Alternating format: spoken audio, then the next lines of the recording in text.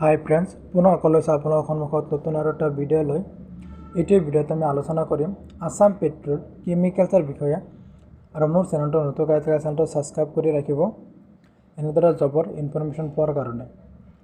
চাওক, ইয়াৰ ডিটেইলছটো দিছে।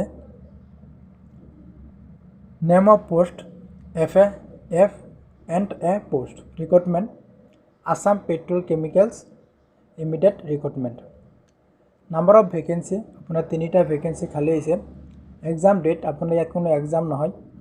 Mode of application আপোনাৰ অনলাইনত এপ্লিকেশ্যন কৰিব লাগিব। লাষ্ট ডেট টু এপ্লাই আৰু আপোনাৰ লাষ্ট ডেট আছে 11 তাৰিখ 11 মাহ 2023। অফিচিয়েল ৱেবছাইট আপোনাৰ অফিচিয়েল ৱেবছাইট অলৰেডি দিয়া আছে।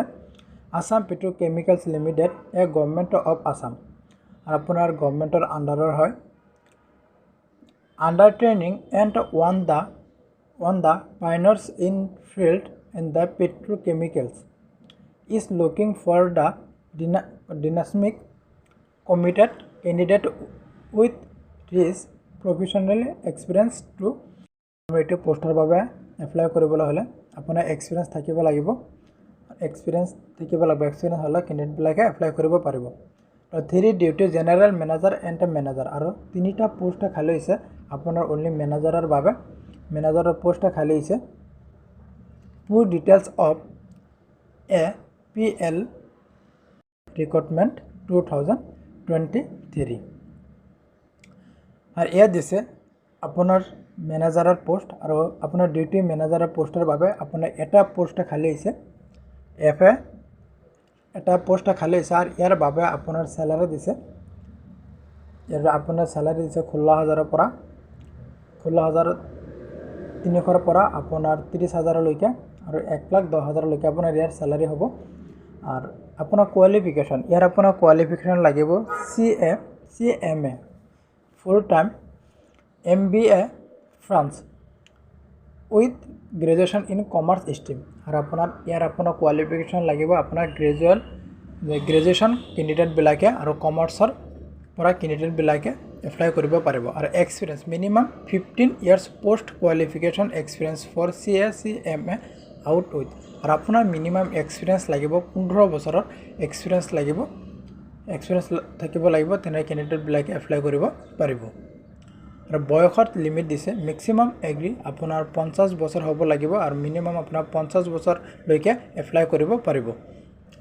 মেনেজাৰ গ্ৰেড 4 গ্ৰেড E4ৰ বাবে দুটা পোষ্ট খালী হৈছে। আৰু ইয়াৰ আপোনাৰ চেলাৰী আছে 15,100 টকাৰ পৰা 30,000লৈকে আৰু 1,10,000লৈকে চেলাৰী হ'ব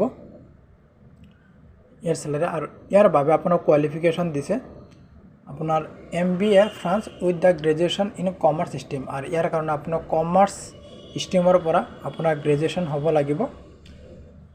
আৰু ইয়াত আপোনাৰ এক্সপিৰিয়েঞ্চ দিছে minimum 9 years post qualification experience in learn out with 2 years আৰু আপোনাৰ মিনিমাম 5 বছৰৰ এক্সপিৰিয়েঞ্চ লাগিব। 5 বছৰৰ এক্সপিৰিয়েঞ্চ থকা কেণ্ডিডেটবিলাকে এপ্লাই কৰিব পাৰিব। ইয়াৰ আপোনাৰ বয়সৰ আছে 40 বছৰ। আৰু এপ্লিকেশ্যন ফিজ আপোনাৰ SC ST অফিচৰ কাৰণে আপোনাৰ 150 টকা দিব লাগিব আৰু জেনেৰেলৰ বাবে 250 টকা এপ্লিকেশ্যন ফিজ কাটিব লাগিব।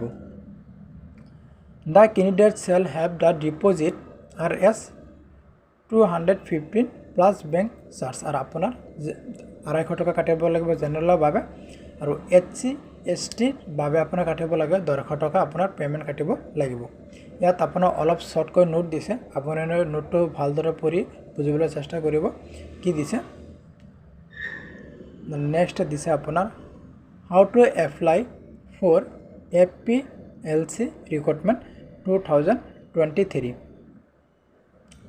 ইয়াত দিছে যে interest candidate may apply online থ্ৰুত the career section of the company website আৰু আপোনাৰ তাতে কোম্পানীটোৰ ৱেবছাইটটো দি দিছে আৰু আপোনাৰ 20 তাৰিখৰ পৰা আপোনাৰ অনলাইন চলিব।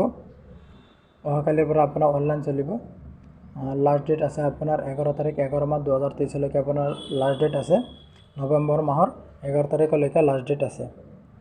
The candidate will be required the upload self আৰু আপোনাৰ কেণ্ডিডেটবিলাকৰ আৰু কি ডকুমেণ্টছবিলাক আপডেট কৰিব লাগিব ইয়াত দিয়া আছে। Document in the support of date of birth আপোনাৰ ডেট অফ বাৰ্থ চাৰ্টিফিকেটটো আপডেট কৰিব লাগিব বা লাষ্ট কাষ্ট চাৰ্টিফিকেট আৰু SC ST OBC MSCৰ কাৰণে আপুনি কাষ্ট সাৰ্টিফিকেট আপলোড কৰিব লাগিব আৰু PhDৰ বাবে আপুনি কেণ্ডিডেটবিলাকৰ সাৰ্টিফিকেট আপলোড কৰিব লাগিব এক্স সাৰ্ভিসমেন প্ৰুফ আৰু এক্স সাৰ্ভিসমেন প্ৰুফ কোনোবা যদি এক্স সাৰ্ভিসমেন থাকে তাৰ কাৰণে এক্স সাৰ্ভিসমেন প্ৰুফ আপলোড কৰিব লাগিব আৰু ইয়াত আমাৰ মেট্ৰিকৰ আৰু আপোনাৰ গ্ৰেজুৱেশ্যনৰ সাৰ্টিফিকেটবিলাক আপলোড কৰিব লাগিব আৰু এক্সপিৰিয়েন্স সাৰ্টিফিকেটবিলাক আপোনাৰ আপলোড কৰিব লাগিব এক্সপিৰিয়েন্স সাৰ্টিফিকেট আৰু employment support of the experience details আৰু আপুনি এক্সপিৰিয়েন্স সাৰ্টিফিকেটবিলাক আপলোড কৰিব লাগিব